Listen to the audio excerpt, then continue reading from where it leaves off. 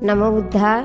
आज के वीडियो में मैं आप लोग को बताऊंगी कि संत शिरोमणि रविदास महाराज जी किस भगवान को मानते थे। तो संत शिरोमणि रविदास जी तो स्वयं में एक बहुत बड़े संत थे, लेकिन पहले तो यह आप लोग को समझना होगा कि संत रविदास जी के गुरु का नाम रैयत प्रज्ञा था। रैयत प्रज्ञा सारनाथ में रहते थे। सारनाथ वह स्थान है जहाँ तथागत गौतम बुद्ध को ज्ञान प्राप्त होने के बाद उन्होंने अपने 5 शिष्यों को पहली बार दीक्षा दी। उसी स्थान पर रैयत प्रज्ञा और संत रविदास जी की भेंट। यह बहुत गहरी बात है, इसे समझने की आवश्यकता है। रैयत प्रज्ञा बौद्ध भिक्षु थे। अब इससे पहले हम थोड़ा सा ये समझे तो कि तथागत बुद्ध ने बताया था भग रागु भग दोष भग मोह, अर्थात जो व्यक्ति तृष्णा, लोभ, लालच, अन्याय, दुराचार और दुर्विचार जैसे दुर्गुणों को समाप्त कर ले वही भगवान होता है। यह शिक्षाएं तथागत बुद्ध ने दी थी। पूरी दुनिया में भगवान शब्द सबसे पहले तथागत बुद्ध के लिए उपयोग हुआ था। बाद में विभिन्न धर्मों ने अपने अपने भगवान बना लिए। तथागत बुद्ध ने यह भी बताया है कि धर्म का अर्थ है निर्मल होना। धर्म का वास्तविक अर्थ है प्रकृति में समाहित हो जाना। जो व्यक्ति स्वयं को प्रकृति में समाहित कर ले उसे किसी और भगवान की आवश्यकता नहीं रहती। संत रविदास जी ने जब यह ज्ञान प्राप्त किया और अपने जीवन को धर्म में समाहित किया तो उन्होंने प्रचार प्रसार करना शुरू। संत रविदास जी के दोहे इस बात को स्पष्ट करते हैं। रविदास एक ही नर से उपजयो संसार, ऊंच नीच के ही विधि भयो, बावन और चमार। अर्थात संत रविदास जी ने हर जगह यह संदेश दिया कि इंसानों के बीच ऊंच नीच का भेद कैसे पैदा हो गया।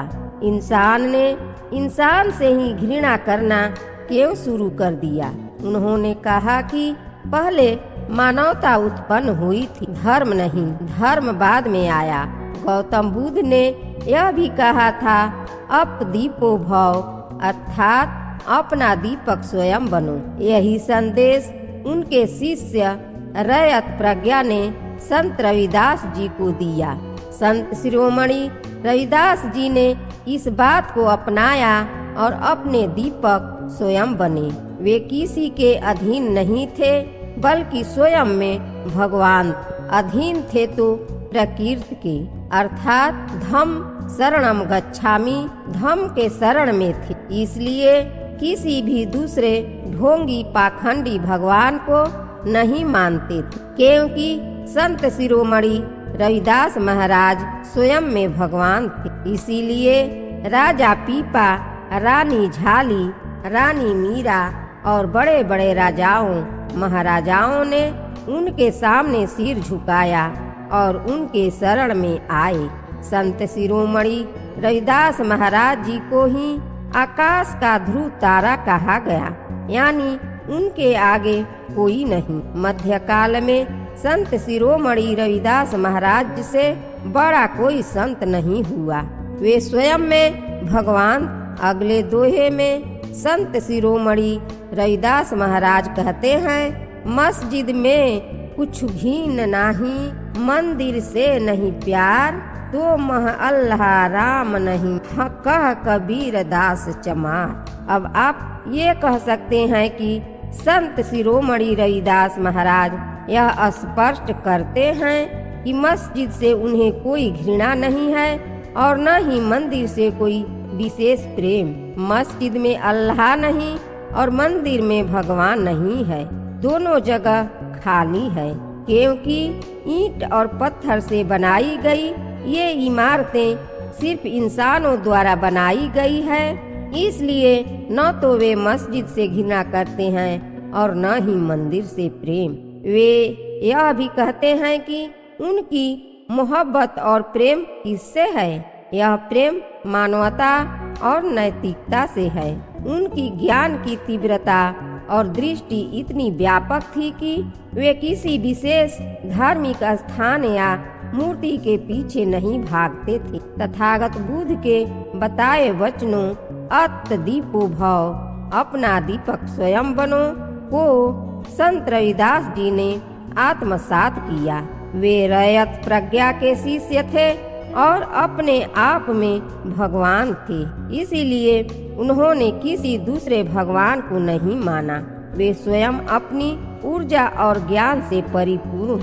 संत रविदास महाराज अपने दोहे में कहते हैं, मथुरा का, द्वारका का, काशी हरिद्वार, रविदास खोजा दिल अपना, तब मिलाया दिलदार। अगर वे किसी पाखंडी भगवान को मानते तो ऐसे क्यों कहते। संत शिरोमणि रविदास महाराज ने स्पष्ट किया कि काशी, मथुरा, द्वारका या हरिद्वार किसी भी स्थान से उन्हें कोई मतलब नहीं। उनकी शिक्षा तथागत बुद्ध के वचनों के अनुसार थी, भग रागो, भग दोषो, भग मोह, अर्थात अपने भीतर के सभी दुर्गुणों को समाप्त करना।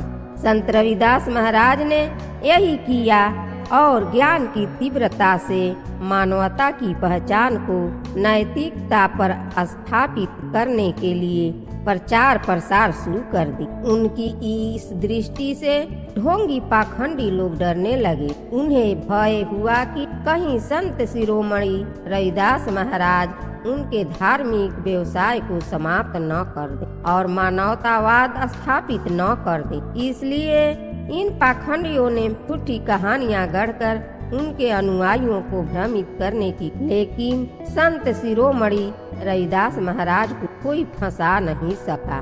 वे बुद्ध मार्ग पर चलने वाले थे, बुद्ध के अनुयायी थे और स्वयं में भगवान। धन्यवाद।